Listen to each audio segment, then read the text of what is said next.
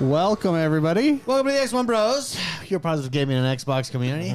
Welcome to the XoneBros. Thank you guys for being here. As always, I'm joined by Mr. McSpicy and Jordan the Man. How you guys doing? Jordan, that's a nice shirt. That's a nice shirt you got there. I just noticed this right now. I really don't look at you when we're together, but now I do. I just did for the first time. And also, Spicy, that's a nice shirt as well, the duck shirt. Yeah, I got this at E3. Yeah, I remember 2019. that. Yeah, I remember that. I think. Yeah. Oh, very nice. Thank you guys for joining us. For everybody who is live and in person over on the YouTubes, welcome. We appreciate you guys being here. Always a good time. Feel free to leave a comment during the show. We may get to it. If you leave a super chat, we'll definitely get to it. Also, if you haven't yet, leave us a 5-star review over on Spotify and Apple Podcasts. Go and follow Mr. McSpicy's YouTube channel, Mr. McSpicy, and myself, X1 the Gamer. Mr. McSpicy's will make you feel happy. X1 the Gamer. I may make you mad. but no, I love you. That was really good, quick review of our channels. Yeah, basically, that's what it is. I do have a personal note. Can we full screen? Yeah, of course. Yeah, personal. It's a personal note. Whoa! Well, hey, actually, that's cool. No, I want to be on that. You want to be on the triple? Actually, I feel like that's cool. Oh, we can stay on this. Let's stay on this. Okay, stay on this, everybody. You may not know it yet. A few people do. But you are looking at, when you're looking at me, look at me over here. Mm-hmm. You are looking at the Season 1 NCAA champion. That's right, yeah. The national title holder right here. Did we start a new league? We started a new season has rolled over. Yes. Oh, because I have to switch teams. You got to switch teams, yeah. So have we done I game have one an yet? applause button. You'll have... Oh, yeah, thank you. There it is. The applause. Yeah. Do I need to rejoin the dynasty, or is it everybody that was in there just carries over? It carries over. Okay. So you can join with your current coach, but you have to be offered the job. But you could create a new coach and join Ohio State. Jordan's going to be switching to Ohio State. Mm-hmm. He thinks that's the reason he's losing. Well, I mean, maybe I should stay the same and just see how it goes. Who are you playing as, Jordan? UCLA. Maybe I'll stay the same. I agree. Ohio would help. Junior Winking said David's going to talk about his small wiener again. Called it. That's why I'm announcing my championship. I'm compensating here, everyone. And Ken Rosenstein, he keeps getting community noted. I got community noted again. You did? Yeah, again. Oh, for what? I tweeted out that I had a small wiener. Oh, yeah. They said, that's not true. It's huge. Yeah. That's funny. I found my soundbite section. Gives me a golf clap. That's hilarious. It's like when you're at Twilight. I remember watching Twilight in movie theaters, and I think I was on a date with someone I don't remember. And remember when Edward breaks the bed? I don't know about that. And I've not seen that part. Yeah, he breaks the bed. They're getting it on. Okay. Making sweet vampire love, and the bread he breaks it. And all these, you're looking around, all these women are like, oh, they're so in love. I'm looking around like, you guys have never done that? No one else has ever done that? It happens just like a regular thing. It's like a regular thing where I come from. Also, if you're breaking the bed, you're like medically impaling someone. It's like the Hulk smashing down on you. Like that's what. Just for the record, I think though she's a vampire at that point, right? I don't know. Jordan, you're the Twilight expert. I haven't seen those movies in forever. All right. Good job, David. Yeah. But I'm NCAA champion. First one. Happy Mayo last week said he hopes I lose. So this one's for you, Happy Mayo. Never bet against me. Never. I think I'm going to stay as UCLA.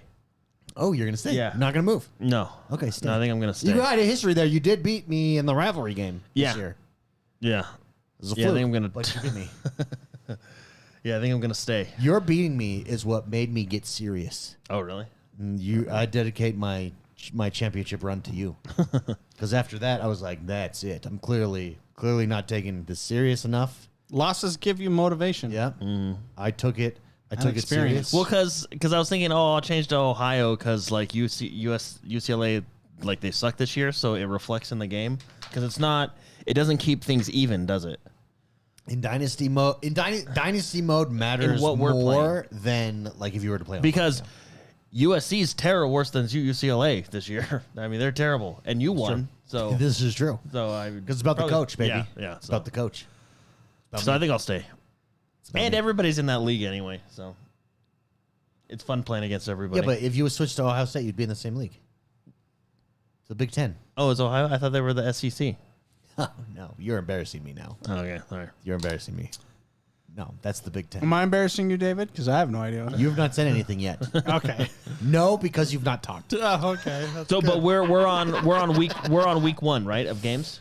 I don't think we're on week 1. Soul Finder, if he's in chat, Eric, correct me. I need to log in. I usually don't get to log in until the end of the week. I think we're in between where we're like recruiting, picking up mass recruits. So. Okay. Gonna pick up like 9 ginormous tight ends. Yes. Come join us. The Sooners are available. They are definitely available. Hey, and could we change it to where all the teams are even? No. Because that would be nice. No, but that defeats the point of like recruiting. You want to recruit for the next big dog, the big player, the 5-star recruit. Fine, we'll recruit. Which want to know a secret? Well, if they want to make it realistic, they should add the portal so I can pay for players. You can. They have Where's the portal? And how do I get money to pay We're for in players? it right now. Log in and go pick someone Do up I off have the money? portal. That I don't know spend? if NIL is included. Yeah, that's It'd be what I'm saying. hilarious Yeah. if it was. And then we just pay for our teams. I'm just gonna give myself more money here to spend on this one player. Anyways, all right. Once again, I am NCAA Season 1 winner. Thank you, everybody who's participated. If you want to join, come join us. Join the Discord. Ping Soul Finder, and he'll get you taken care of. It's a fantastic time. NCAA 25. Game Awards were announced this week, and we got Game of the Year. So first of all, I think the Game Awards, they're fun. It gives you something to talk about. They're incredibly flawed. And we talked about this on last year's podcast. I think I expressed we talk this about it every opinion. year. The year before that, I expressed that opinion. And it's because if you go to the Game Awards website and you go to all the categories and you see all the different nominees, there's conflicting nominees again, particularly in the Best RPG category. And what happens is you have the Game of the Year nominees. They're already set. And you've got, for instance, you've got Elden Ring, Shadow of the Erdtree, which that's an entirely different discussion. But you've got Elden Ring, you've got Final Fantasy Rebirth, and you've got Metaphor Refantasio. Now, that's Game of the Year. Those 3 games are also in the Best RPG category. So what happens when Final Fantasy wins Best RPG category, but doesn't win Game of the Year? That shouldn't be. Those are conflicting. So Metaphor Refantasio is not a better RPG than Final Fantasy, but is Game of the Year over Final Fantasy? That would make no sense. And there's a couple of those, and it happens every year. I think just to revisit, everybody knew it's been a while. Just to revisit it, I think the best of each category, like Best RPG, Best Sports and Racing, Best Adventure Action Game, those winners get into the Game of the Year category. And we don't know till that night. And then those are voted on. They're on the spot that night. Mm-hmm. That would be voted on by who, though? Well, whoever you select. You'd have to do what? Yeah, you'd have your what are they? The Academy, right? Yeah.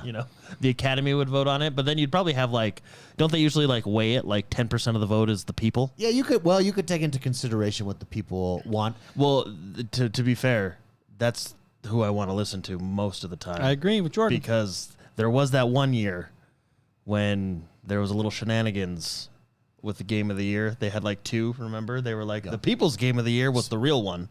Yeah. And then there was the fake Game of the Year. So here we go. Let's go over. So Game of the Year, we've got Astrobot, deserves it by all accounts. Balatro, deserves it. Well, it's kind of a different game. It's really interesting because David's played it. I've played it. I think the game is phenomenal.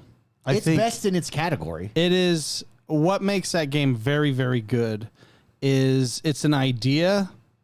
It's a new idea that uses traditional cards. Yeah, traditional cards. Do you know what's funny about it? Okay, so if you haven't heard of Balatro, it's a roguelike card builder game with a poker theme. Yeah. It has nothing to do with poker except it uses a deck of cards and it uses poker terms, but everything else is different. And that actually made it harder for me to play because I knew the poker terms. Yeah. And what makes it... Did you hear about like the PEGI, the European ratings system with that? PEGI 16. Yeah, they gave it a PEGI 18 plus Because it's cards? because they said it was a gambling game, which it's not a gambling game at It's closer all. to solitaire. So what's really funny about that? It's like, well, does PEGI even play the games that they're rating? Yeah, no. It's kind of a weird controversy. Yeah. Anyways, it's actually a very, very, very cool game. It was made by one person. Yeah. How many of those do we have? A few of those. When I played it, and I'm actually still playing it, it brought me back to like the Binding of Isaac days, the golden era of indie games. And it is just a very, very fun game that's very well done, extremely addicting, and hours upon hours upon hours of replayability. There's a lot of unlocks, and no game is the same. What makes it very fun is, like Binding of Isaac, if you've ever played that, as you play this game, you get different abilities. In this case, it's multipliers of cards that make your score increase substantially. And so some runs are really good, some runs are really bad, but overall, and as you play it, you unlock more cards, like in the Binding of Isaac, you unlock more abilities and stuff like that. It is an extremely fun game. David, you were saying, I told you guys about this game. You would be addicted. Yeah, I'm addicted to this game. It's extremely good. However, I don't know if it should be on the Game of the Year list. Why? Like you look at a game like Black Myth Wukong, for example, Which I'm actually surprised that that's there. because of how what they've done. Well, there's actually a lot of surprises with the Game of the Year. Because Black Myth Wukong starts out really strong, and then I hear it really falls off. Like No. I'm just talking about how gaming journalists literally lied about that game and gave it bad scores because of their fake lie. Because of their agendas. I think that's had. probably one of the weaker games on that list, actually. Black Myth Wukong? Yeah. You're a fool. You haven't played it. No. No. No, there's only 3 games that should be on that list, in my opinion. And that's one of them. And that's one of them, yeah. So I think what's hard is Balatro doesn't fit like normally it's like AAA titles in Game of the Year. Yeah. Let me talk about Balatro's strengths. It's unique.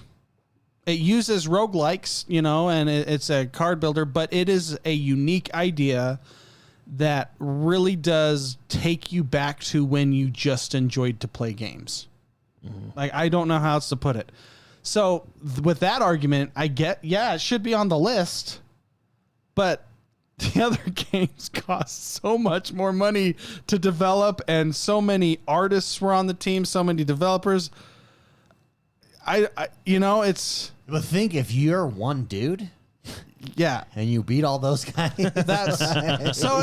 I don't know. I think there's an argument that it should be there, and there's an argument that it should not be there, and I don't know where I stand on that. Yeah, no, I agree. That one is tricky.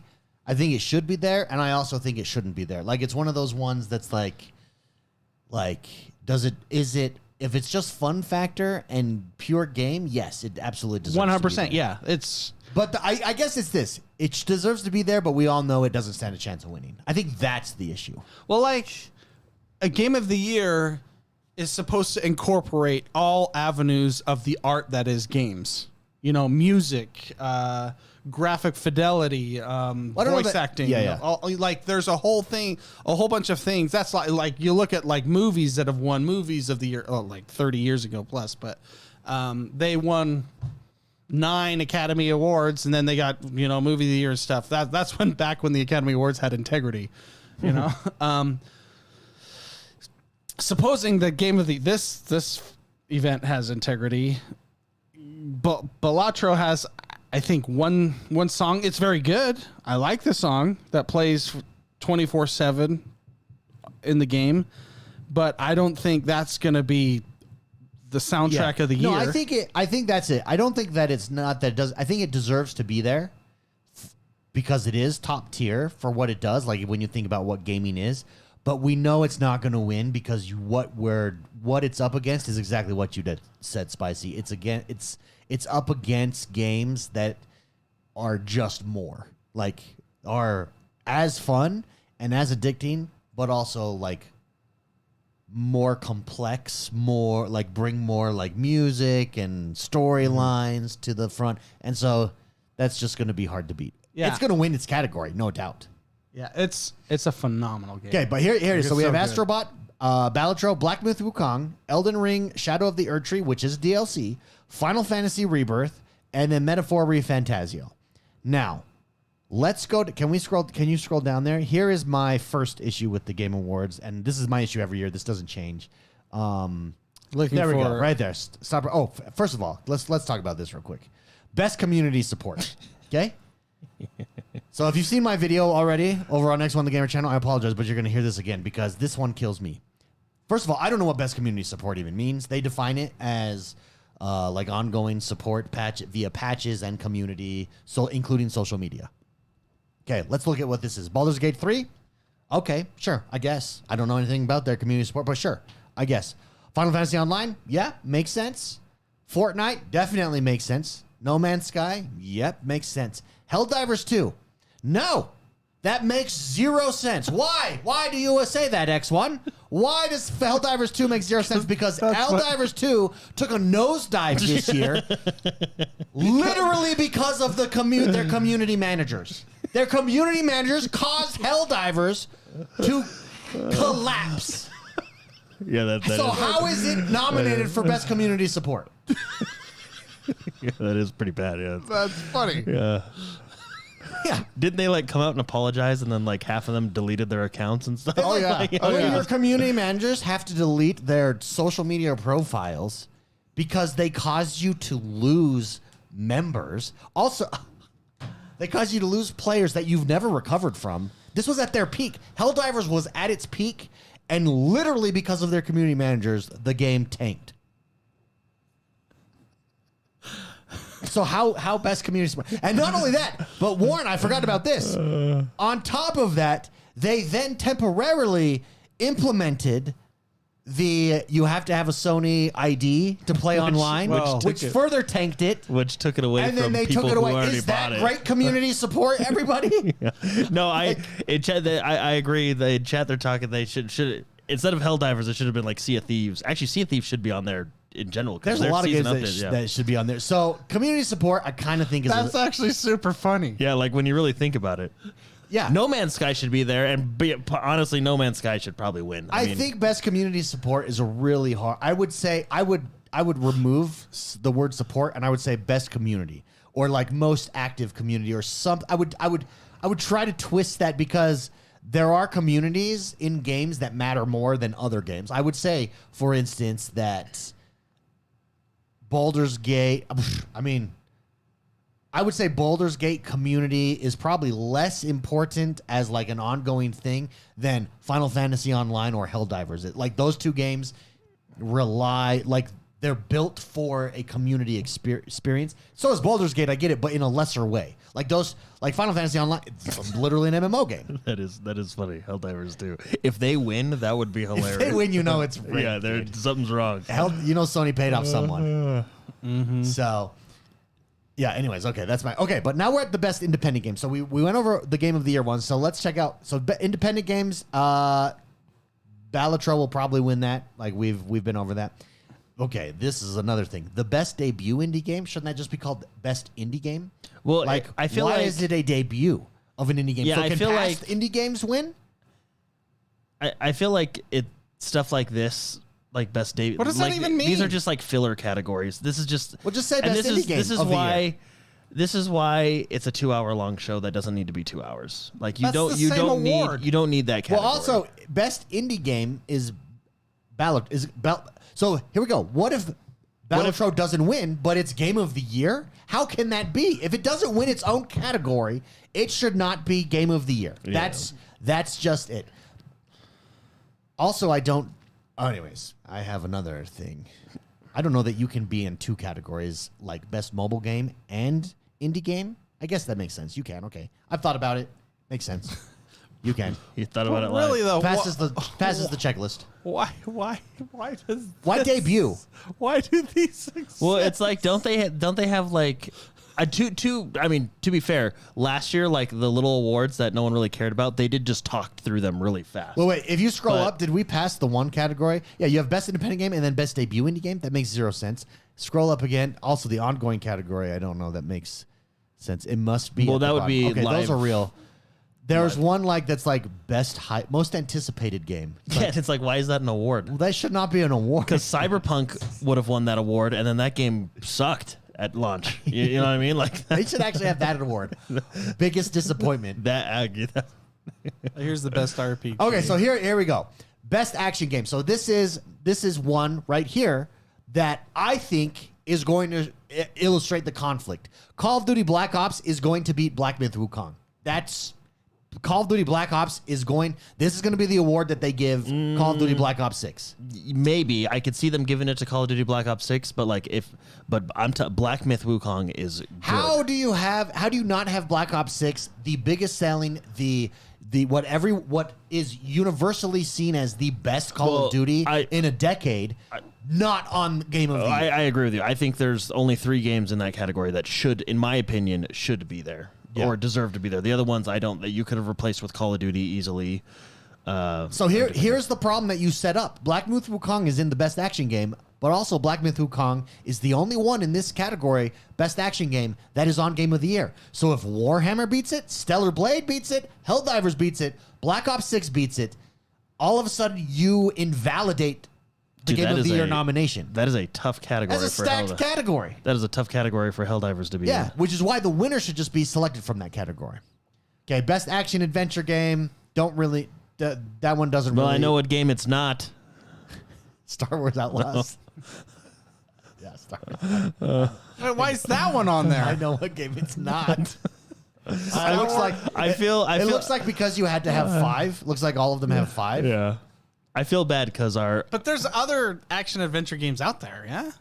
Or was it a skim year So for I action think adventure? Astrobot is really good, but Echoes of Wisdom is really good. Jordan, do you think Echoes of Wisdom, you've been playing it, could win against Astrobot?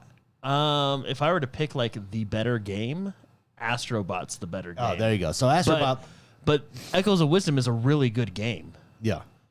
So So I always feel bad teasing Star Wars Outlaws because I have some friends that really like that game. yeah. But I tried and I just can't do it. You can't I get it. try. Okay, but I the big conflicting category, all those, there's some conflicting there. The big one here is right here. Best RPG. Because you have Metaphor, Final Fantasy, and Elden Ring. So First of all, in my opinion, there's only 2 on that list. First that of should be all, there. if Like a Dragon or Dragon's Dogma wins, you completely invalidate Game of the Year because Well, and- if it wins Best RPG over any of those 3, which I don't think it will, I think it will be. Dragon's Dogma 2 was really fun, but it's not a winner against the 2 that should be there. No, so if Final Fantasy Rebirth, it's between Final Fantasy Rebirth and ReFantazio. Like Yeah. those are the that's 2 it. powerhouses. The problem is if one wins here and the other wins Game of the Year again, like it's a huge conflict. So why not just take the winner of each category wins, and then we at the end of the night. And what I would do is front load these ones because you notice these ones are always listed last. Front load these ones and then do the useless ones. They're not useless ones awards, but you know what I mean. The side awards. Mm-hmm. Do those, and then you get Game of the Year. We have a winner. You know what I mean? Because you could say so. For instance, if Final Fantasy wins here, then it's clearly better than Metaphor ReFantazio. That means Metaphor ReFantazio did not deserve to be on Game of the Year, and vice versa. Like you got to beat your category. It has to be one of those 2. Elden Ring, that's a whole different conversation. Elden Ring may win that category, but that's a completely different conversation. Elden Ring is DLC, and It DLC should not be shouldn't included be there, in Game yeah. of the Year. Now I will say, Elden Ring: Shadow of the Erd Tree, like. I don't know how do I say it. Like Elden Ring as a whole is probably better than some of the games on Game of the Year, but it's an expansion. Like that game didn't come out this year. It's an expansion. Yeah. Well, and what's funny is that's an expansion to a game that won Game of the Year 2-3 years ago when it came out. And in that, so you need the base game to play that expansion, and you actually need to be fairly far into the base game to actually unlock the expansion. So it's like you need, so it shouldn't be. To be honest, I think Elden Ring, Shadow of the Erdtree is better than probably 80% of the games that are on these lists, but it's an expansion to an already great game. It shouldn't be there. It shouldn't be on any list unless there's a best expansion list. There should be a DLC category. There honestly should be. Or that's a legitimate category. And I think that lots of games have DLC. You'd have Starfield with DLC. You've got Elden Ring with DLC. You've got lots of games that drop DLC throughout the year. I 100% agree with PNX World. He says Dragon Age should have been in there over Elden Ring DLC. I 100% agree with that. I do think the Shadow of the Erdtree is leaps and bounds better than Dragon Age Inquisition, but Dragon Age Inquisition should be there over this game. I 100% agree. It's miscategorized. Yeah. Like that's the thing here. And then we get to best fighting game. We'll never make game of the year. We get best family game. Maybe would make game. I don't know of the how year. Nintendo doesn't just wrap that category up. They kind of do. Look at Princess Peach. Astrobot. Yeah, Princess Peach, you're right. Yeah. Super Mario Party, Legend of Zelda, I actually think Astrobot could probably win that category too. Yeah. Best sim strategy game. But if you did it by category, you would also open up, like, we all know, no matter how good a racing game is or a sports game, it's not making game of the year. And why not? Maybe it deserves it. Like, why not put... Also, by the way, the sports game, I'm going to get on my high horse again. Where is NCAA football? It was only the top-selling sports game of the year. Where is it? Why is it not... Why is it not there? They don't even have Madden on there. We have Top Spin. We have Top Spin. Wow. Yeah, that's interesting. It's not an EA thing. You want to know what I think it is? I think it's a snob thing. I think snobs don't like football. Yeah. That's right. I said it. Wow. NCAA is the top selling game of the year. Like everybody, right? It sold Xboxes, everybody. It sold consoles. So, anyways, that's my spot. But I think why a sports, if F124 is just such a solid experience, right? Why not? Also, where's Forza Horizon? Didn't come out this year. Did Motorsport come out this year? I think the new one did. Wait, did it? Can you look up was it this year or Also, just like the tail end of last year? But anyway, okay, Forza Horizon didn't come out, but Forza Horizon had an expansion that came out, and if Elden Ring is on there, yeah, then why not Forza Horizon expansion? There are no rules anymore. There are no rules. Best adaptation, don't care about. Most anticipated game is probably the dumbest category of all time. There's a lot of what is going on? What that category should be is best gaming commercial or best gaming ad. Or just get rid of it. I would get rid of it. This is another category that is there to pad time. Yeah. Or then at the bottom, I don't care about any of those either. But if we scroll back up, there's one category. Let me see slowly. It's up here. It's like best ongoing. Right, it is best ongoing game. I think needs to be renamed as well. Why not just have best game? That's still going? No, because live service game. I mean, it's best live service game. That's what ongoing. Well, I mean, ongoing could be any. I mean, I guess anything is a live service game too. I mean, technically, Erdtree counts as live service because it's continuously being updated. But yeah, but think about this too. Think about what it does for viewership if you have, and I wouldn't use like best ongoing game or anything like that. But I would include best independent game. Best independent game, that would be Balatro, for instance, making that game of the year. And then it makes sense. But think about, you start the show watching it, and it's like a bracket system. Best game of the year, boo. It's like March Madness. Or it's like best racing game, boo. It's F1. Oh, we are also up for game of the year now, guys. Yeah, let's wait and see. Can we do it? Best, and you go through each category, and it fills in game of the year.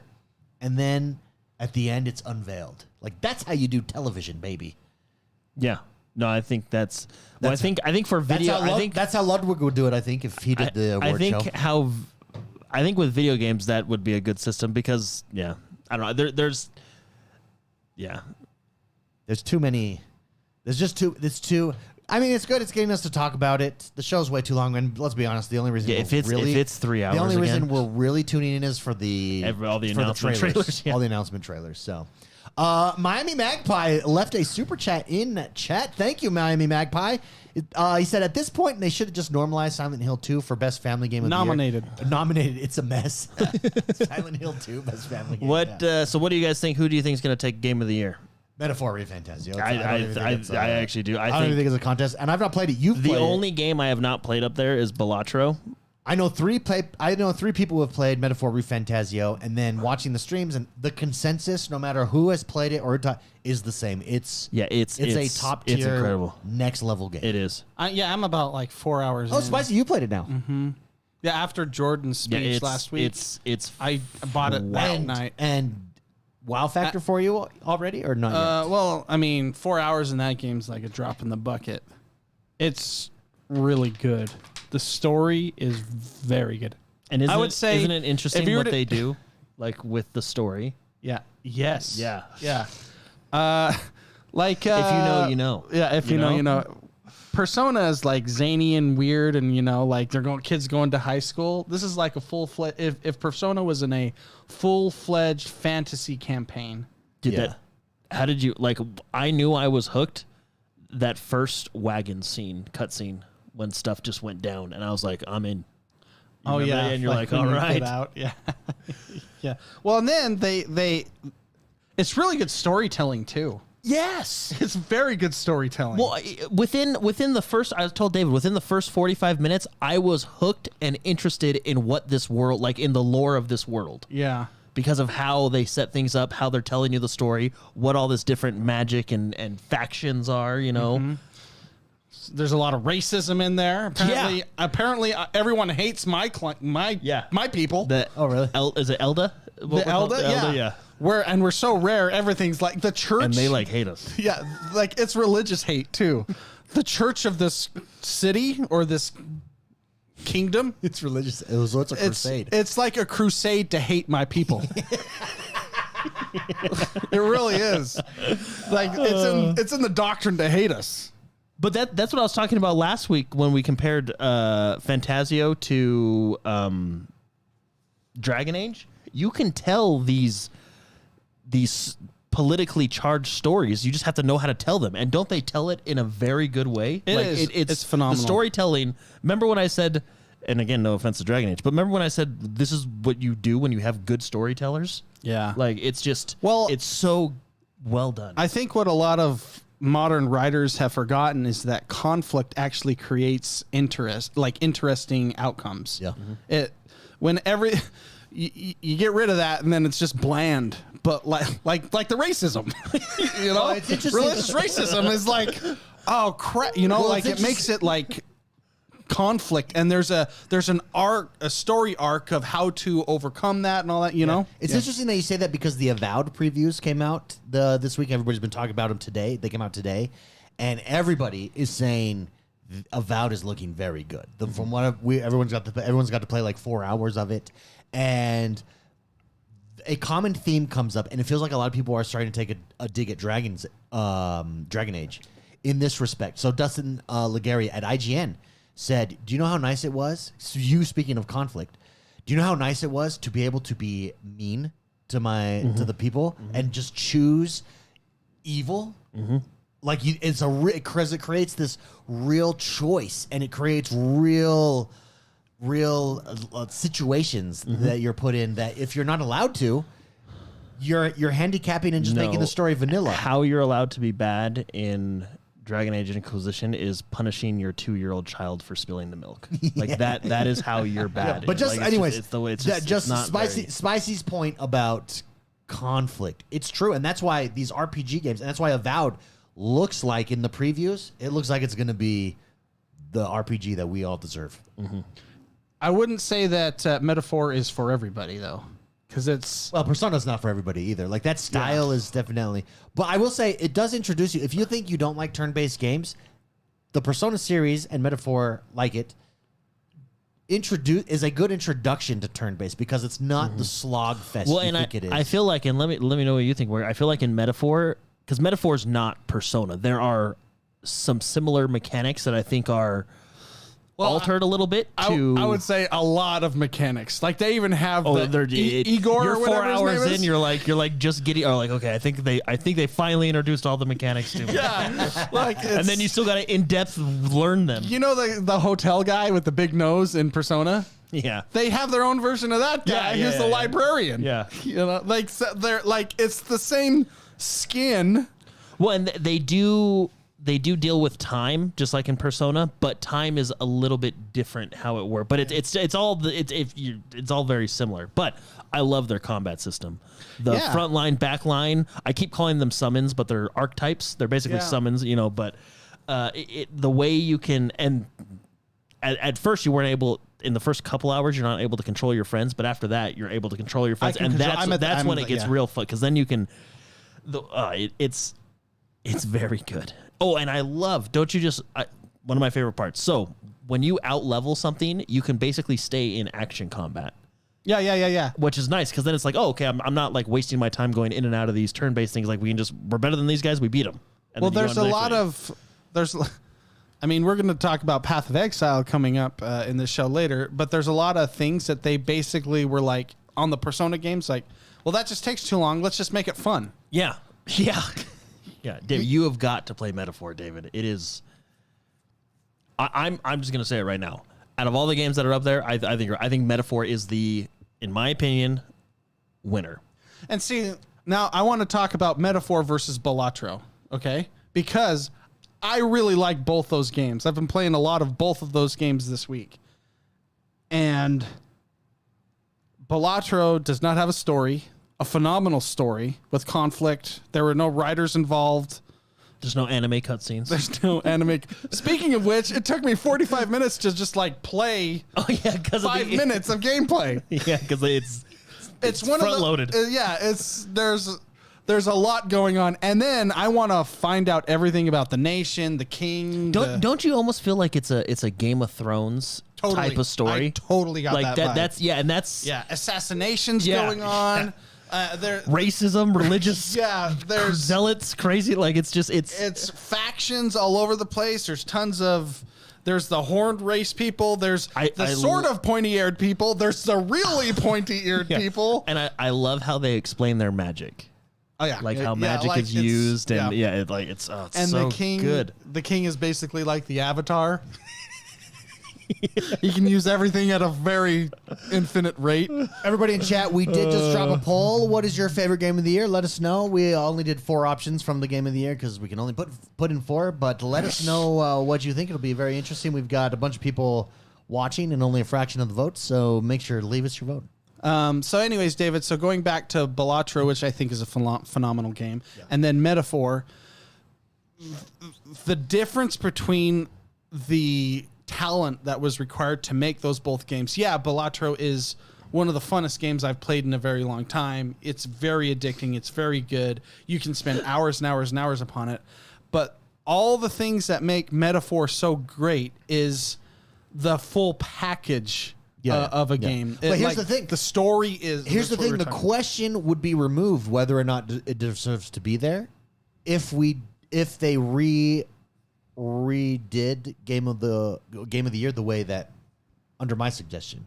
You win your category. You're like, oh, that's there because it's the best independent game. And then, you know what? Maybe one day there is an indie game that does deserve legitimately to win game of the year. It's just that good of an indie game.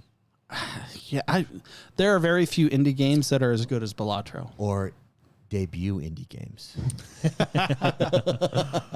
But yeah, Metaphor, David, is...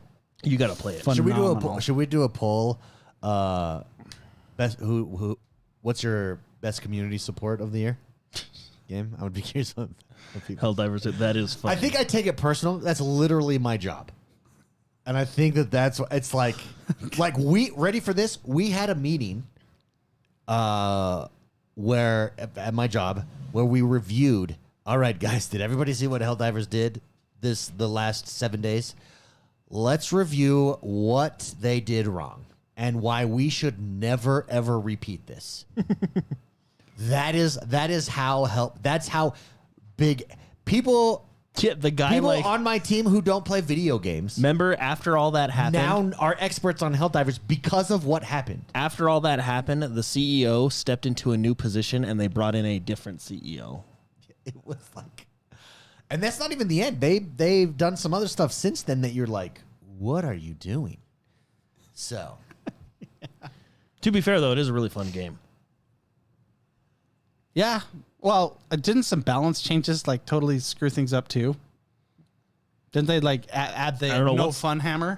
Once we unlocked fun. once we unlocked like most of our ship, then we were kind of like, all right, well, Well, yeah. I mean, a game like that, how they developed that game, it was like everything was front loaded for 3 months to maximize a 3 month lifespan of a game. I had a lot of fun playing the game. I really did. I think I will go back when like a new faction is added because I think that would be like a big enough change. Yeah. so the people have spoken. Live chat, and then we'll move on for the game awards. What is your game of the year? 45%. This is the winner of our live voters, Black Myth Wukong. Which, see, actually, Yeah, I can see that. Okay, the 3 games that I think should be there are Black Myth, Rebirth, and ReFantazio. In my personal opinion, I think very good game, but Rebirth is the weakest of the 3, and it would be between Fantasio and Wukong. Yeah. But I would rate it Metaphor, Wukong, Rebirth, 1, 2, 3. That's how I would rate them. Yeah. Yeah. But Wukong is I mean that just I watched it with my kids afterwards. Look, guys, you got to watch this, and they loved it. The cutscenes in Black Myth Wukong. So the storytelling there is really good. So do you think then, I mean, given our audience, Wukong has a serious chance then? Oh yeah, it's like if it wins, I'll say fair game. There's some statistical problems with a low sample size in that it only takes so many votes to win with such a small sample Sure. size. So like, But I mean, Wukong is a lot of it's good. yeah, It's a good game. And see, I would say Wukong is more of a crowd pleaser on a large scale than a turn-based Japanese like metaphor. Because like Wukong is more It's Souls. The audience is bigger. It's Yeah, action yeah. combat. I agree. The entry, it appeals on To more face people. value. Yeah, at face to more, value yeah, to I more would say, people. yeah. yeah. Then they get to the hard part of the game and then they get But that's pissed. why, like that. But that's why. Let me ask you this, Jordan. Let's say we remove, or we don't even remove anybody. Let's just say we add another one in there. Call of Duty Black Ops 6. Yeah. Would that be included in your final Erd- list and say Erd- like that one deserves to be there Yeah, as well? Erdtree should be out of there, and Call of Duty should be in there. The fact that Call of Duty's not is a crime against humanity. Yeah, this so bizarre. Yeah. where would Call of Duty be in that list? Well, it's kind of hard because you have basically 3 pure RPGs against a first-person shooter. Okay, but rank them. Because you could put them up head to head, and some years one might win over the other. But this year, I think Metaphor is unquestionably the game there. But where does Call of Duty just rank them for yourself? Okay, I'll go 1, 2, 3, 4. Okay. So if it were me, it'd go Metaphor, Wukong, COD, Rebirth. Oh, you put Rebirth last. See, I thought you would have put. Well, Rebirth is good. Rebirth is really good. Yeah. Okay, spicy. But What see, would- it's hard though because like What would you do? So wait, to recap, you went Metaphor. Did we include so Elden Ring? 1, 2, 3, 4. No, Elden Ring shouldn't be there because Okay, it's so you went it's Metaphor, Black Myth, Call of Duty, Final Fantasy. Yeah, and the reason I put Call of Duty in front of Rebirth because if you take like obviously the Rebirth story is better than Call of Duty's story, but Call of Duty's story is good. They did some stuff in the campaign, like especially the free world stuff, that was really fun. The multiplayer, I'll be very sweaty, was a lot of fun with the new movement stuff, and zombies is just a blast. What so is- like the reason I would put COD over Rebirth is just because there's so many avenues of fun for COD. Yeah. Not that it's hard. Like it's a hard when you throw COD into the mix. It's hard because I do think Call of Duty should be in that list. What's interesting? If you were to swap Rebirth and COD, I'd be okay with that. But like as I stand right now, and it's probably because I've played COD recently, yeah. that's why it's probably a little bit higher. But the entire package that Call of Duty has to offer, campaign, multiplayer, and zombies, plus Warzone now, it is Spicy. What would you switch up that order at all? It's tough. I mean, but that's what you want in a game of the year. I'd probably put. I mean, I know a lot of people will probably switch Fantasio for Wukong too. Like, I mean, I could see that switch. You think so? You think those are the two? Yeah, I think the two that are like the pure games of this year it's between Wukong and Metaphor. Interesting. Even if you had COD in there, like to me, I think it's between Wukong and Metaphor. I agree. And then Rebirth and COD can duke over the last two spots. No, yeah, Astrobot, I actually is agree good. with Jordan.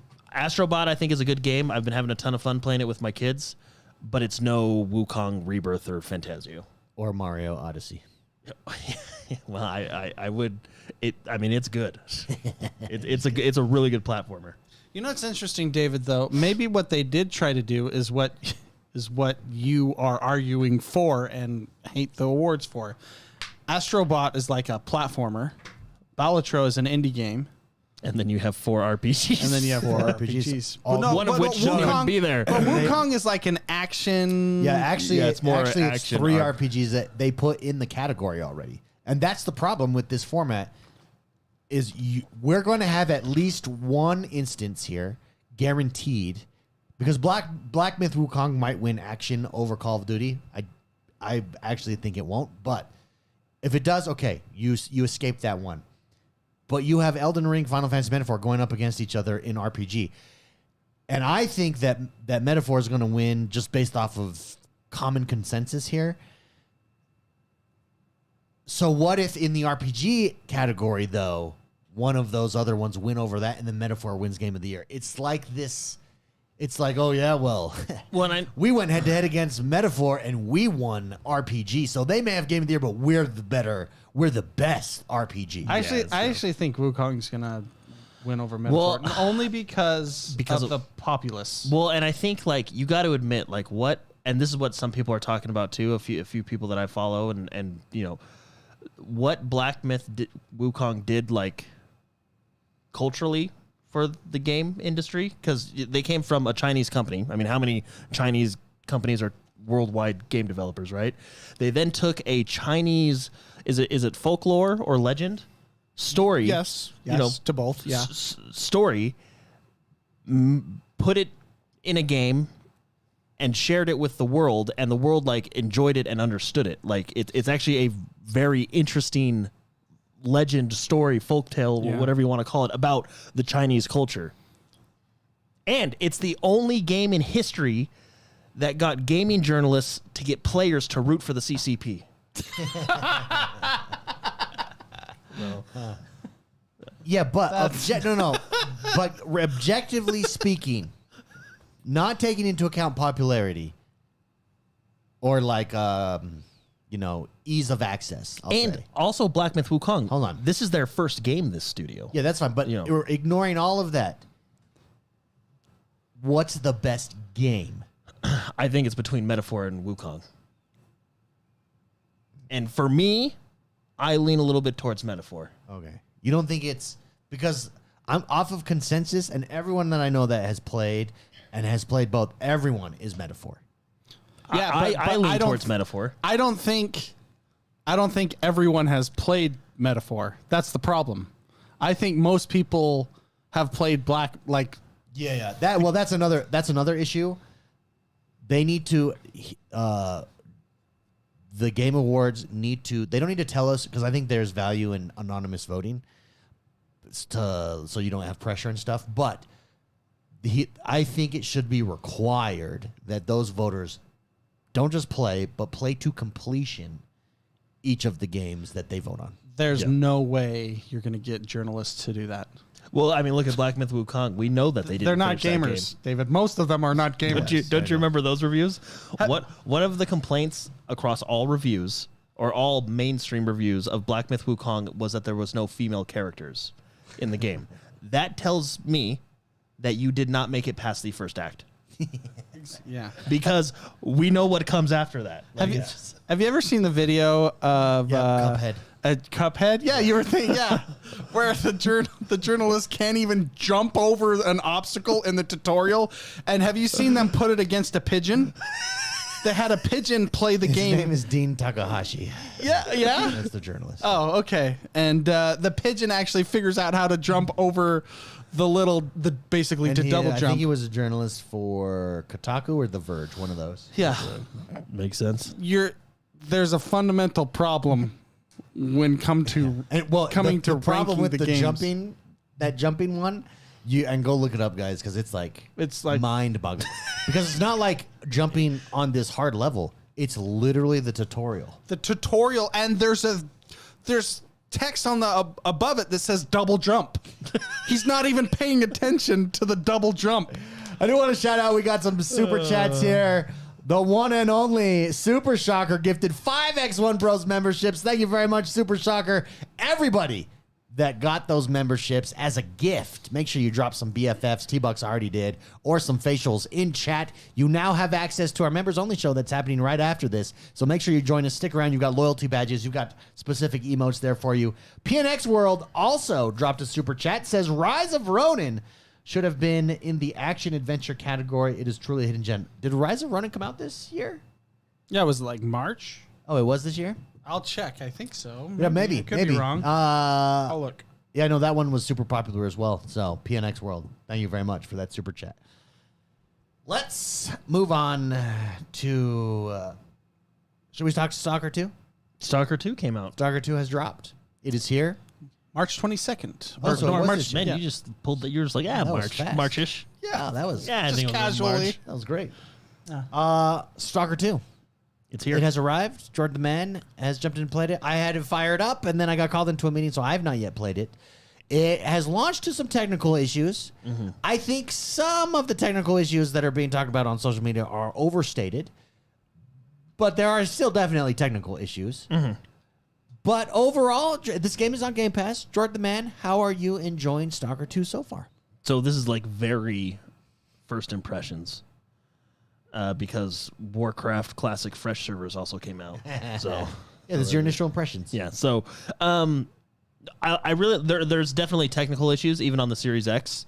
David actually sent me the fix for it. Yeah. There's one issue that I run into more often than not, and it's a stick drift issue.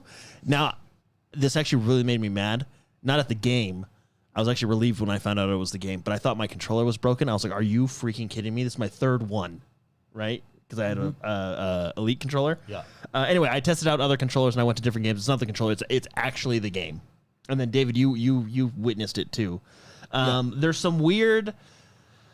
There's some weird technical issues. Like when I run against walls, the camera gets not the camera, but like my character moves funny. Like when I'm up against a wall or peeking out behind cover. There's the very first cutscene had some like flickering in of enemies or of people, assets.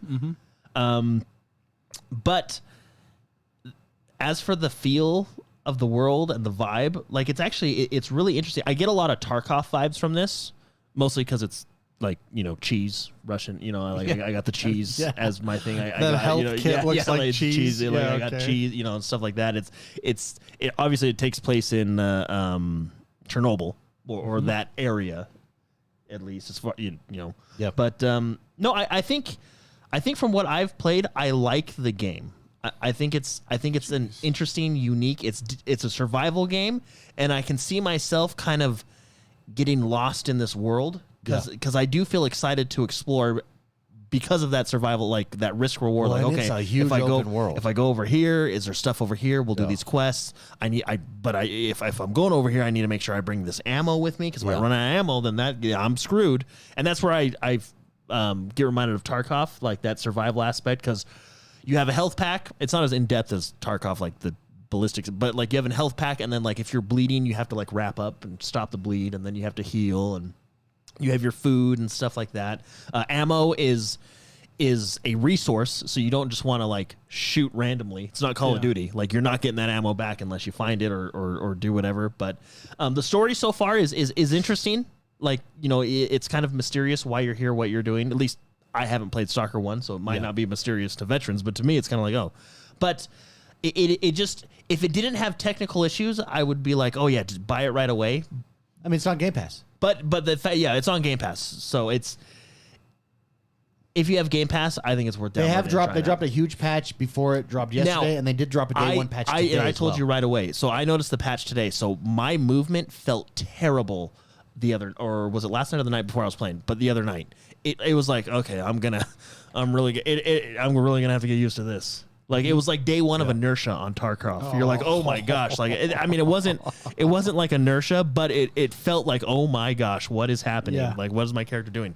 Today I logged in, it felt night and day better. So I don't know if there was maybe that was in the patch or whatever. I'm still having a few technical issues, but and I actually feel like I'm at 60 frames. Before, there was no way. I was 30 frames or less on the first. Yeah, it was like, because that's why I went. I was like, I'm on performance mode, right? And you could tell. And then today was a much better experience gameplay wise. Did they accidentally launch the wrong executable file for this game? You know, like, it was a huge patch. How did that get through? I don't know, but so I'm seeing good things. But no, overall, it's viewed on Steam as mostly positive at the moment. It's one of the top selling games globally at the moment, so that's big. Me personally, I'm leaning towards more positive, and if you have Game Pass, I do think it's worth a buy. That being said, I have had some noticeable technical issues. They haven't broken my game yet, and I'm still early in the game, but I have had some noticeable technical issues. We did, real quick, we got another super chat before. I actually asked in Discord players what they thought of it. Give me your first impressions, and so we'll go over some of those real quick. But PNX World gifted another 5 XoneBros membership. Huge shout out and thank you to PNX World and everybody in chat that got gifted that. Make sure you join us in the after show. You now have access to that. You've got loyalty badge and you've got emotes. Thank you again, PNX. So, Silent Cartographer said, I tried Stalker 2. I like it so far, but I keep dying. I need to be more strategic and not just rush in. Going to keep on playing. What's awesome is they have a death counter every time you die. Yeah. So you die and you're like, oh, great. That was death number 39. The game is specifically supposed to be hard. Even Super Shocker here in chat said it's kind of hard even in story mode, and he's on the easiest. And that brings me to actually Super Shocker's first impression. My first impression of Stalker 2, super dark. Dark like the battle in Game of Thrones final season. I can't see a damn thing. It's very so I'm dark. watching gameplay right now, and it's very dark. I think, that's how this game For is. those, it took me a minute because it didn't necessarily tell me in the tutorial. I don't know if it was a bug or not because it was telling me some controls, but not all of them. Right bumper is your flashlight. Yeah, you use it. You need that. You use it a lot. That's the game mechanic of this game, I think, is the lighting, for sure. How it's dark and stuff. Super Stalker says, I highly recommend story mode. So there's 3, when you fire up the game at first, there's 3 levels that you can play on. It's the lower one. And even on that, it's pretty difficult. So if you're a person that likes challenging games, this definitely, and everybody tells me that's how Stalker 1 or the first Stalker was. It was this kind of experience. So Survivor experience, really. Well, what's interesting, like the first one you had about gameplay, like you can't just stand there and shoot them till they die. Yeah. Like you do kind of have to think, okay, this is how I'm going to attack this battle. Yeah, and then last but not least, Tom Wise says, I love the full freedom in the game. It's so awesome to explore the world. The world, the setting is very cool. Yeah. The only thing holding it down for me is just there's noticeable technical issues. Performance. So that has got way better today. Like definite movement and the frame rate felt like it got way better today. Super Shocker. Just left the comment in chat. This is why you join us live, everybody, for the comedy. Super Shocker said the flashlight is using Harbor Freight batteries. It's so dim. So yeah, for those of you that don't know, if you don't have Harbor Freight is known to make like cheap tools. And they're a little bit crappy because they're cheap. It's bad. So that is out on Game Pass. This was a big week for Game Pass. Stalker 2 dropped. Mm-hmm. Also, Microsoft Flight Simulator 2024 has dropped. I flew around our neighborhood. And now we've got careers. Yeah. We have careers that you can jump into. I'm going to be... a crop duster, I think, or on flights. or you can be the one that I really want to do is the cargo The city. cargo plane. Can't you do The like helicopter, no, the helicopter city, like you lift things up. like crane. Oh, The it's, crane? yeah, but your The helicopter transportation. crane. Yeah, that looks cool. I want to be like the life flight guy. Yeah, there's a life flight one and the helicopter one too. Yeah, I flew a Cessna out of the old Salt Lake International Yeah, how Airport. was it? You said the world looks really good. I mean, so the game always looked good. I feel like there has been an update to the world. Like it does, like it looks better than what I remember. Now there's still like issues. Like there were some cars driving through a river that is not there. But you know, we haven't come out with the Utah update yet. So, Utah so patch. when we get the Utah patch, Yeah. Here's the thing: something like this over time, eventually, like the buildings will get more accurate, and I think that's what all. Well, I think that's what we've seen. Look what happened. Like the very first update, going way back to when it launched, was the Japan update, and like look how because they actually go in and fine Model tune it, everything, yeah. right? You know, so Yeah. I don't know if eventually they'll get the whole world, but that would be nice. File size is going to be huge. That That would would be be cool. nice. So I'm sure they're like doing every major You city. could do it and if you run tourist it. If spots. you run the world off of servers that load in, like I think they do. like an MMO. Don't they run off the Bing servers or something Yeah, like that? so you could do it, and also then if you're using Bing Maps and then as AI improves, like it could probably really help you out on that front. Yeah. Yeah. But no, it was fun flying around. Yeah, that game. Yeah, there's been a lot of Xbox news. Did you see that they announced another cloud based? You can play cloud games on browsers now. Yeah. So what? Yeah. What it is? It's what they promised all along. That games you own, you can play in the cloud. Because up to now, it was if you have Game Pass, you could play Game Pass games in the cloud. But if you owned any games outside of Game Pass, you couldn't play those in the cloud. Now, this is the first step now towards any game you own. As a Game Pass member, you can also play in the cloud here. So there's 50 games that dropped initially, and some of those titles are pretty big. So like Hogwarts Legacy is one of those games. Baldur's Gate was on there. Baldur's Gate Balatro. 3. Ballatro's on there. as well, Ballatro's on there. Which you can play that on a potato. Like, I know. so that one probably plays the best. Well, On I mean, cloud. yeah. But yeah, it was created in the Lua engine, which, I mean, that's a potato. You can play it there. Yeah. Yeah, so it's like the next step, and cloud gaming is the future, because the other thing that dropped this week, the same day actually, was an update to the PlayStation Portal. PlayStation Portal, you have to run off of your PlayStation 5 to stream. Well, guess what this update did? Now you can play any game via the cloud. You don't have to play it through. Oh, really? Yeah, that's how it should have been initially. Which makes that thing infinitely more valuable. Yeah, that they Like, should have much had more that. valuable. I mean, they should have both, where you play it off your PlayStation when you're at home or Yeah. whatever.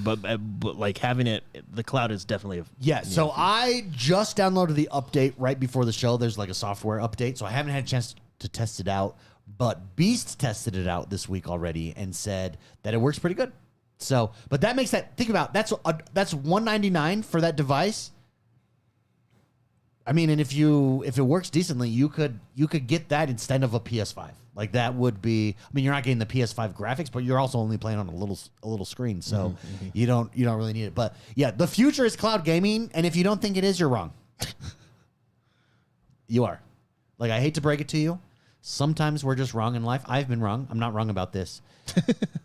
Cloud gaming is the future. Did you see that the NVIDIA, what's that service NVIDIA does? GeForce Now. GeForce Now. Did you see they limited it to 1,000 hours a month? Yeah, No, they- 100 hours a month, 1,000 hours a month. They capped the Even the data. even the pro. So I want to know what people were doing.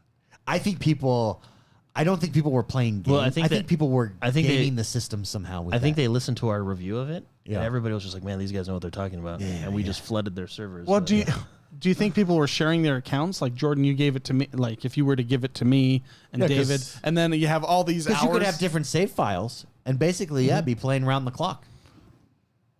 Yeah, I think that, and I don't know how, maybe 24-hour streams, you could really abuse that system. And I think that I think there's some abuse going on in that system, for sure. Which that's the kind of things that need to be worked out and ironed out on this.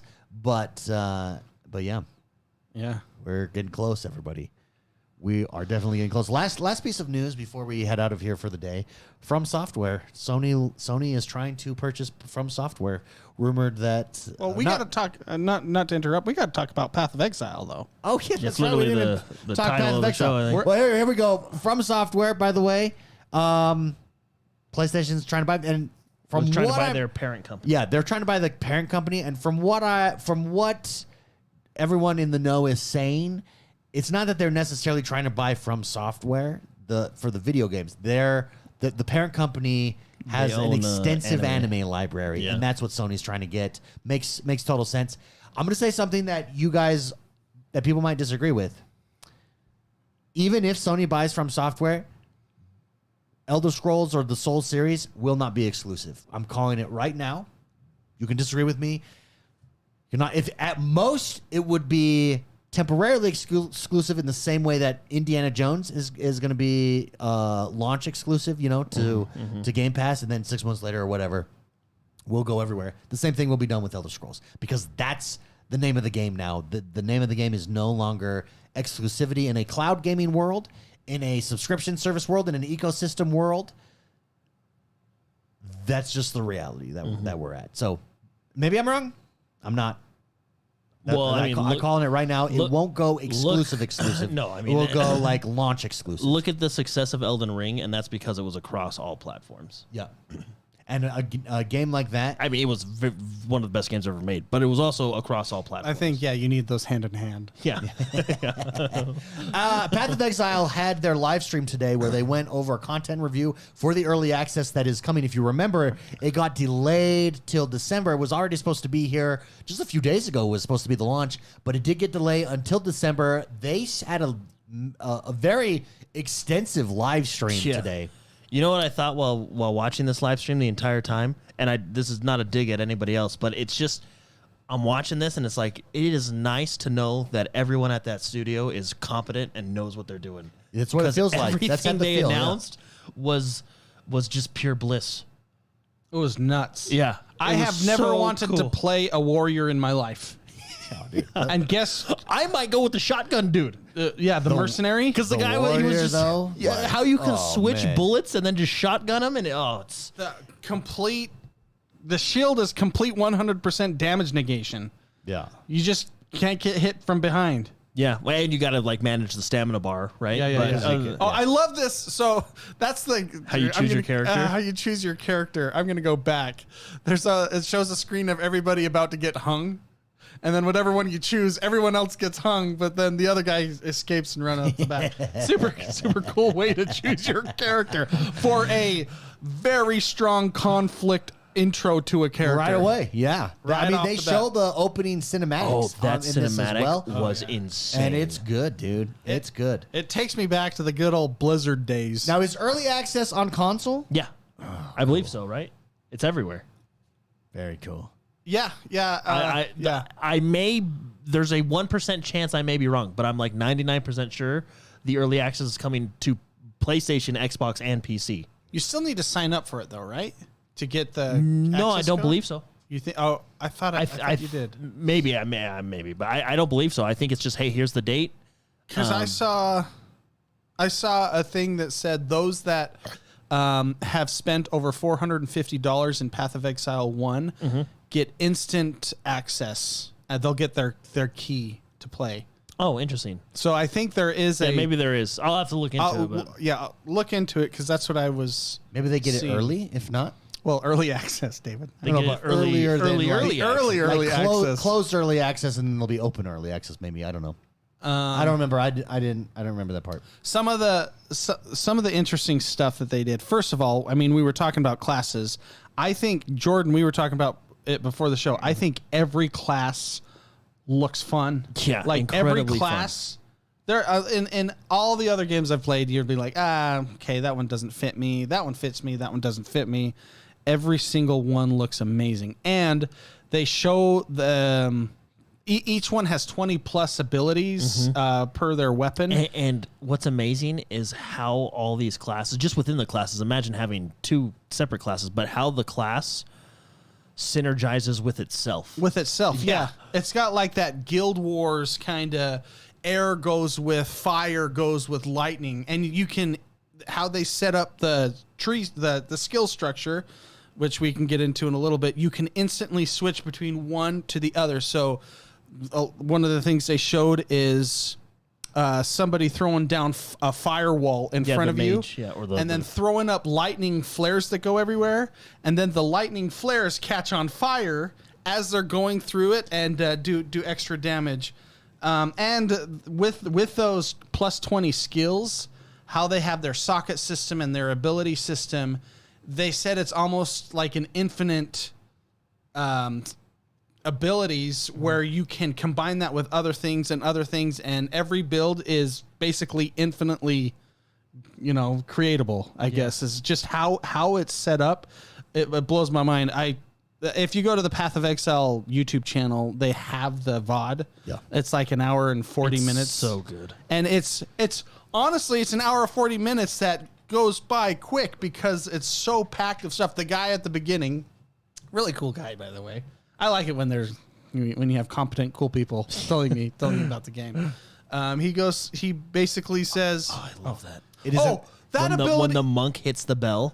So the monk has an ability that he throws down a bell and then he can whack the bell and it AoE damages around everybody. But then also, if he decides to hit the bell with like elemental effects, it'll elemental AoE damage. Like the way you synergize with yourself. Cool. There was one class, I think it was the mage, when you go into like I forget what they called, but it's like their super specs. Where she can freeze time, and I'm like, dude, if she freezes time, and then some other class just comes in and smashes. They're like Ascension specs. Ascension. So it's basically their subclasses, and I think right now, because it's early access, we have access to 3 subclasses, and they're going to do more. But it's endgame stuff, which I really like how they're releasing the endgame. So the guy basically said, "Here's the deal." You play probably, 50 hours to 100 hours of a campaign, but then you play 1,000 hours of endgame. We don't want to put the effort 50-50 to this. We want to put the effort into your endgame because that's where you guys are going to be playing most of your time. So what we're doing, just for now, is we're doing 3 acts for the campaign, which there's 6 total. We're doing 3 acts for that, and then you're going to basically new game plus the 3 acts to get you to a level that can handle endgame. And then later on, we're going to release Act 4, 5, and 6, and then remove the New Game Plus section. So we're basically dedicating our time to make your experience way more fun. Yeah, basically like, hey, you don't have to reset. Like, just play your game, level your character. The New Game Plus, when the new stuff comes out, it'll be ready for you. It's just smart the amount of quality of life they have done, even just like respecking. They said just a little bit of gold for the passive skill tree, how your gems work. If you had one to level 7, the others are like, it's just, I'm gonna show everything was so nice. I'm gonna go, okay, look at this, David. Look at the skill tree. I'm pausing this. The passive skill tree. Well, and then you zoom out even more on it. Like holy cow. Just to give you an example of like the niceness that they thought of, and this is people like, not a dig at other companies again, but this is people like playing their game, and then playing their game for hours, like a ridiculous amount of hours, and even at a high level, because they talked specifically about the warrior, which I probably will pick, although that mage class looked freaking awesome. The warrior, the mage class. So the warrior, even the monk looks cool. Like everything looks. Yeah. The warrior, they were talking about how you have full and so he does big slams. So the idea of the warrior is he's slow, but he does big slams. So and you can see when you do it, it's a slower attack speed, but it's a big slam. They talked about, and this is just playing your game. They talked about how you can specifically, in the middle of that slam or animation, change the direction of your warrior. You're not locked into it. And they even said going even further, which is good because like if you do a slam and the enemy moves, you want to move with it, not wasting a move. Yeah. They even went further and said that every ability is canceled or can be canceled. So if you're in like this big slam and you need to cancel it, all you do is hit I think it was the dodge button, and it's immediately canceled. Do you know how nice that is? Yeah. Because you can adjust on the fly. Yeah, do you know how incredibly like instead of being that trapped alone in an animation? That alone to me is worth like 30 of the $60 that I would pay. Like that is just everything they announced I'm incredibly hyped for. And it's only the first 3 acts. Like, we still have the rest. Yeah. Watch it sucks. Yeah, that Watch would be Just terrible. like, watch it like doesn't live up to. It cannot suck. Yeah, no, unless there's performance issues. No, the reason that they do this, like when you're watching it, the reason you're so hyped is because it's so transparent that it's gonna be good. Yeah. Like they are leaving no room for doubt. And they're showing everything. Like it's just wide open. It kind of takes me back to the Red Dead Rockstar days. Yeah, when they would do those. OG, yeah. This horse is the best horse ever made. Look at its muscles. We'll show you why. Look at the muscles. Oh, it looks so good. Yeah. This, honestly, we kind of do our game of the year at the very end. This might be it. Yeah, a true game of the year because we take into account everything.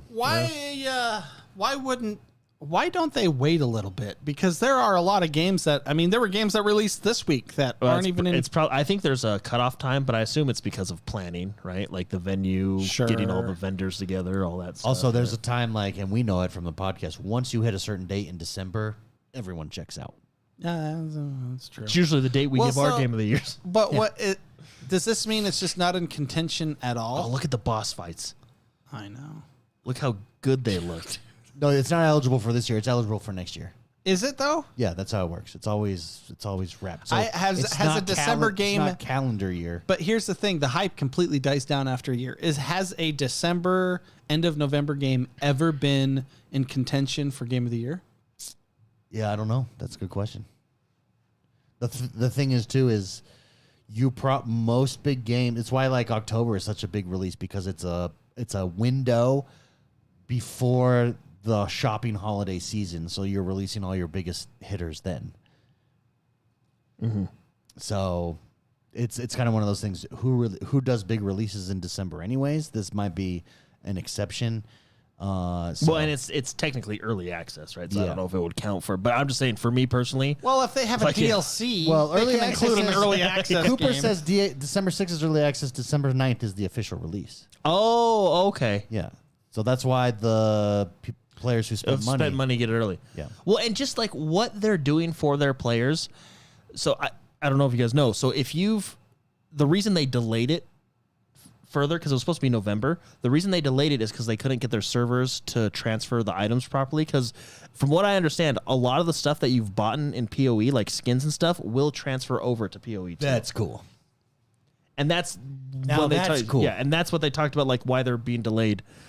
Man, this looks so good. And your full cross play, full cross save. They did that a couple months ago where they said, "Hey, bad. you finished." My bad. I was wrong. Cooper was referring to Indiana Jones. Oh, My bad. Oh. That's what I get for just glancing at chat. Sorry. Yeah, Cooper. that's actually I was confused. I just looked it up. Yeah, Yeah. So it is early access. Early access. Yes. Yeah. Because but still, this from what I've I seen, looked it up. and I may be, we may eat our words here, but this game in early access, I think is looking better than a lot of fully done games. Yeah.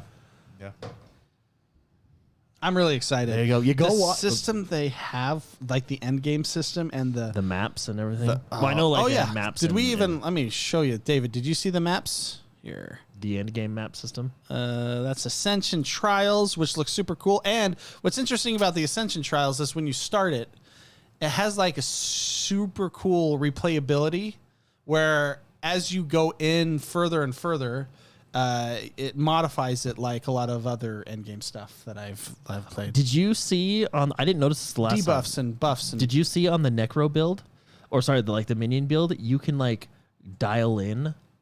First of all, you have like a huge amount of control over your minions, which is cool. But you can dial in like, okay, I want 2 bigger guys, 3 this, and 3. Like you can actually specifically pick which ones you want on the minion build. Like whether you want like archers, yeah. close heavy hitters, or like it's super.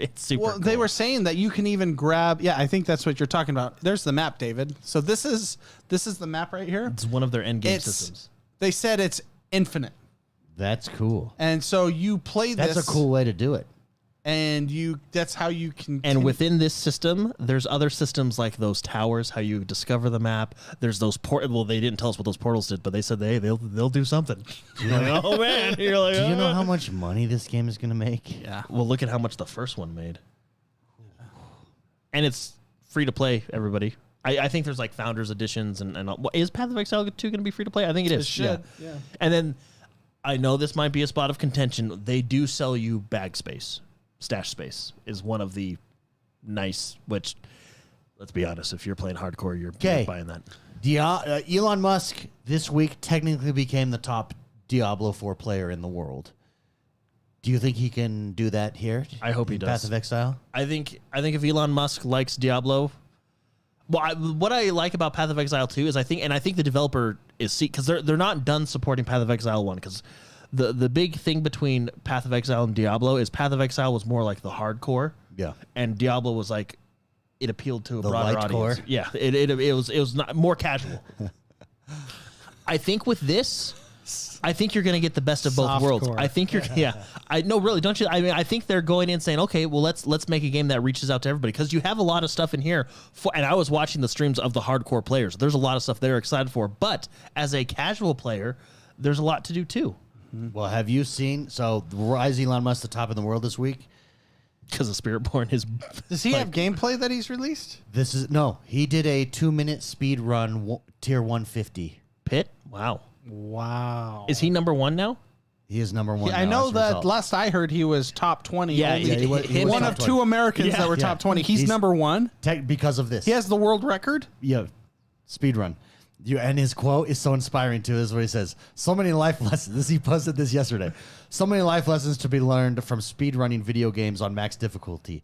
Teaches you to see the Matrix rather than simply exist in the Matrix. Diablo tier 150 finished in under 2 minutes. That's what she said. Wow. Yeah, and this is it. So he recorded his run too. Yeah. That's really cool. Nuts. It's a Spiritborn because of course because he's got to do it before they. The Spiritborn is broken, but it's fun broken because you can do that. It's fun broken. Yeah, you can speed run. It's the kind where it's like, if you don't ever fix that, that's okay. But that's a great point that he made. It teaches you to see the Matrix rather than just being in it, right? Like that's. That's exactly correct. Whenever you take things to a next level. I don't even see the code anymore. It teaches you to see the Matrix rather than simply existing in it. I would love to see him try to do this with Path of Exile. He will. Well, like, his mind is the kind of mind, and there are people just like that skill tree, like, they'll all have it memorized. Like, actually, no, you don't take a left there, take a right there. At that triple fork you're going to want to do. You know what I mean? Like, yeah. It's crazy. He's got to do it in between SpaceX launches. That's skill, because that's the thing that intimidates people about Path of Exile, but that skill tree is not as intimidating as you would think, because it's basically if you compare it to, it's there's differences, but it's what I would compare it to is like the Paragon board in because it's a passive skill tree. It's true, but the Paragon board is 5 tile sets. Yeah, there's 1,500 on that. But hey, just try things out. And that's what they said. They're like, just try it. All right, everybody. That does us for this week. If you are a member, we're going to have a member show directly following this. What is the member show, you ask? Well, we all get naked and we chat about things. We don't, actually. But we chat directly with chat. We talk directly with chat about whatever. Movies, TV shows, music, stuff like that. So come join us if you're a member. Thank you. Thank you for listening. Remember, share us with your friends, rate, review, and subscribe to us. We appreciate you guys. Have a great week, and we'll see you next time. Bye-bye.